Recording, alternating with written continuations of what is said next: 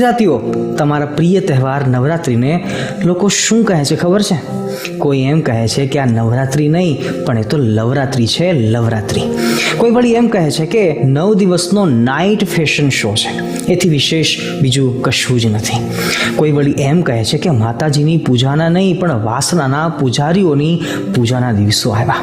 તો વળી કોઈ એમ કહે છે કે બાળી ભોળી દીકરીઓને બગાડવાનું જાહેર આમંત્રણ અને પણ લીગલ નોટિસ સાથે. પરંતુ એમાં કોઈકે લખ્યું કે નવરાત્રિના કારણે પણ છૂટાછેડા થાય છે.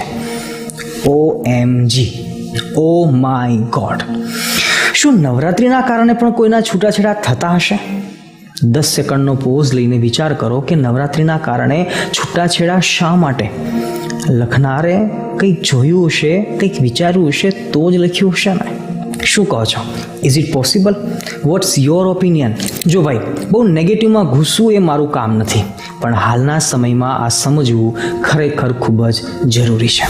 જો કે સાચું કહું તો આમાં આપણી બહેન દીકરીઓનો પણ વાંક છે, કારણ કે પહેલાંના સમયની નવરાત્રિમાં બહેન દીકરીઓના મુખ ઉપર લજ્જા, શરમ અને નીચી નજરરૂપી પડદાઓ હતા. પણ હાલના સમયમાં લજ્જા અને શરમ એ તો સાવ ગઈ અને પહેરવેશના નામે ફક્ત ને ફક્ત બસ અંગ પ્રદર્શન જ રહ્યા.